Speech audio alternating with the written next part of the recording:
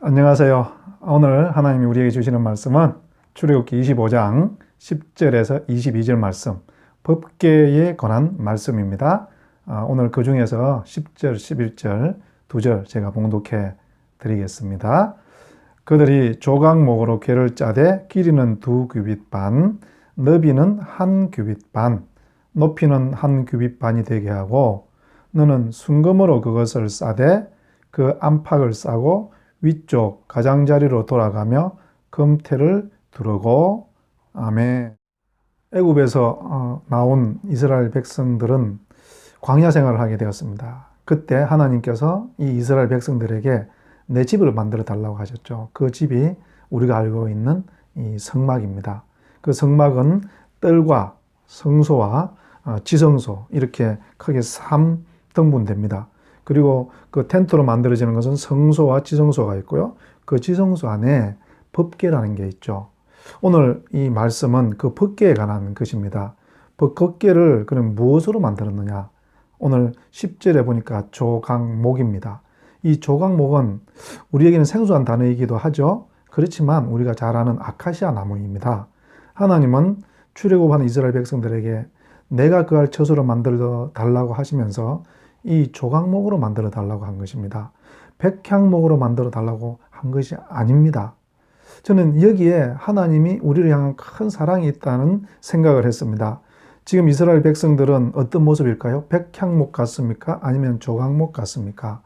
이스라엘 백성들은 지금 430년을 애굽에서 종살이를 했습니다. 이들은 노예로서 그 건성이 만들어져 버린 거예요. 주인이 아니고요. 종으로서 오래오래 산 이 나무에 빗대면 아카시아 나무 같은 그런 이 존재가 되었죠. 근데 하나님은요, 이들에게 내가 아카시아 나무로 내 집을 짓듯이 아카시아 나무와 비슷한 너희들을 통해서 내 나라를 만들어 갈 것이다. 이런 하나님의 결단이 이 속에 들어있는 말씀이라고 저는 믿습니다. 여러분, 사실 아카시아 나무는 건축 자재로 쓰지 않습니다. 그리고 제가 시골에서 자랄 때 보니 이 아카시아 나무는 땔감으로도 잘 쓰지 않습니다. 가시도 있을 뿐더러 불담이 좋지가 않거든요. 그러니까 이 아카시아 나무는 버려지는 나무예요. 그런데 하나님께서는 이 버려지는 나무를 가지고 자기의 나라를 만들어 간다는 것입니다. 사랑하는 성도 여러분, 우리 하나님은 백향목 같은 소수의 사람들을 통해서 자기의 나라, 하나님의 나라를 세워가는 것이 아니라 우리와 같은 필부 그냥 보통 사람들, 아니 어쩌면 아카시아 나무같이 유용하지 못한 우리들을 통해서 하나님 나라를 세워가겠다는 이 언약이 우리에게 얼마나 큰 위로가 되고 큰 축복이 됩니까? 저는 이 말씀을 생각할 때마다 늘 기억나는 한 장면이 있습니다. 제가 예수님을 믿고 난 뒤에 거의 초창기 때였습니다. 제가 어떤 시험을 준비하고 있었는데요. 그 해에 시험을 낙방을 했습니다. 그리고 처진 어깨에 참 들 수 없는 고개를 가지고 이 관악산 입구를 오르고 있었습니다. 그때 제 눈에 확 들어온 것이 그 아카시아 나무. 여러분, 겨울의 아카시아 나무는 정말로 볼품이 없습니다. 이끼도 끼어 있고요. 죽은 것 같은 그 아카시아 나무였습니다. 저는 이 아카시아 나무를 보면서 마치 내 모습 같구나. 그러면서 하염없이 절망과 낙심을 하면서 산을 오르며 여러 생각을 했습니다. 근데 그때 내 마음 가운데 하나님의 음성이 들려오기 시작했습니다. 종배야, 너 무슨 생각하느냐? 그래서 제가 대답을 했습니다. 내가 이 아카시아 나무를 보면서 꼭 내 모습 같다고 생각을 했습니다.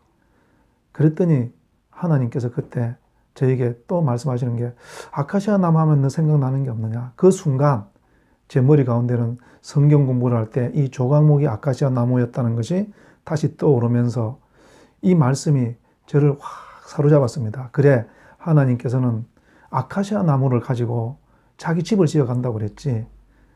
하나님께서는 아카시아 나무 같은 나를 통해서 하나님 집을 지어 가실 거야. 이 확신이 제 마음 가운데 물밀듯이 밀려오면서요. 그때부터는 제 마음에 부흥이 일기 시작했습니다. 그렇다. 하나님은 아카시아 나무 같은 실패한 나를 통해서도 하나님 나라를 지어 가실 거야. 내 마음 가운데 찬양이 나오기 시작했고요. 내 눈에 눈물이 흐르기 시작했고, 그날 저는 정말 하나님이 나와 함께 하시며 아카시아 나무 같은 나를 사랑하신다는 것을 확실히 깨닫고, 그 이후로 하나님의 사랑에 대해서 의심해 본 적이 없습니다. 사랑하는 우리 형제 자매 여러분, 2020년 새로 시작하셨는데 어떻습니까? 저는 이 한 열흘 정도의 말씀을 통해서 우리가 하나님의 이 사랑으로 새해를 시작하면 어떤 태풍이, 광풍이 몰아올지라도 우리가 넉넉히 넘어갈 수 있다고 확신한다고 말씀을 드렸습니다.